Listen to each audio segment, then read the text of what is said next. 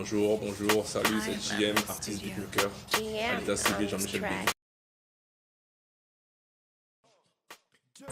J'ai commencé la musique de manière active aux environs de 2008. J'ai toujours été fan de musique, mais j'ai commencé de manière active aux environs de 2008 sur un logiciel qu'on appelle FL Studio, Fruity Loops. Au tout début, c'était un peu tâtonnant, hein. J'apprenais comme tout le monde sur le tas. J'ai pas vraiment eu de formation en tant que telle, mais c'est plus par amour de la chose que voilà, j'ai commencé à pratiquer au fur et à mesure, et j'ai commencé à vraiment imprégner, à vraiment aimer la chose. Et c'est comme ça que je me suis lancé dans le milieu professionnel à partir de 2012. Ce qui a fait même qu'on a vraiment aimé la musique, parce que je dirais pas que c'est depuis mon enfance, depuis que je suis tout petit que je suis dans la musique, non, c'est depuis que je suis arrivé en Côte d'Ivoire. Je me rappelle quand on venait d'arriver ici, on avait un problème avec notre télévision. Donc on devait se gérer avec la radio, tu vois. Et notre père nous avait acheté une radio.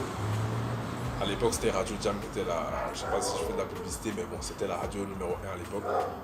Et c'est ça qui a fait qu'on est vraiment rentré dans la musique. Parce que vu qu'on n'avait pas de télé, il fallait trouver un moyen de distraction. C'était la radio. Donc on écoutait la musique, on écoutait toujours la musique. Des fois, tu es là, tu écoutes un son et puis tu te dis, ah, l'artiste, il aurait pu mettre telle ou telle mélodie. Et je pense que ça a été vraiment les prémices même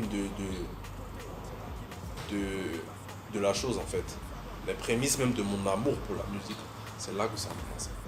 C'est là que Bayi me regarde. Je le regarde. Les difficultés, bon, je sais que dans mes débuts, ce que je rencontrais le plus souvent, c'était les mauvais payeurs. C'est-à-dire que c'est des artistes qui t'approchent. Les artistes, bon, la plupart du temps, c'est des pseudo-artistes, c'est pas vraiment des artistes. Qui t'approchent, que ouais, ils ont besoin de telle prod, mais ils n'ont pas telle somme, mais ils n'ont pas ta somme.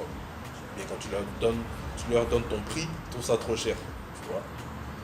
Donc ça, c'est l'une des difficultés qui m'a beaucoup fatigué au début.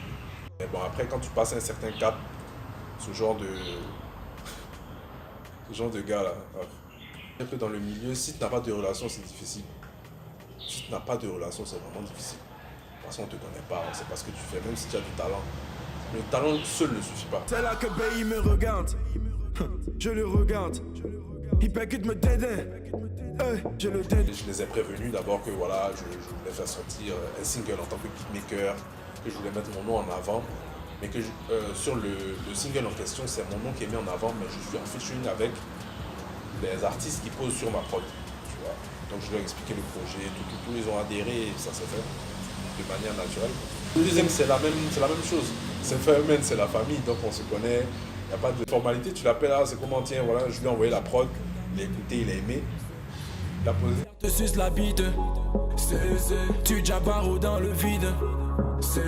Bon, concernant le futur proche, en fait, j'ai prévu faire un projet où je réunis les meilleurs rappeurs selon moi de Côte d'Ivoire. Maintenant, à long terme, mes projets, bon, déjà, ce serait de comment dire ça, exporter un peu plus mon talent, tu vois, mon talent en griffe, de m'exporter un peu plus. Il y a des artistes avec lesquels je rêve de travailler, Drake, Mewe, ouais, Mewe, ouais, je suis un fan de Mewe, Magic System par exemple. Voilà, les grands artistes en fait, tu vois, avoir une carrière vraiment reconnue de beatmaker. C'était JM pour la marque Luxury, Simply Priceless. Pour aller gérer Visio, si j'étais barodé, j'allais déjà de goût, mais oh, yeah. Si je perdais le temps sur ce que les gens disent.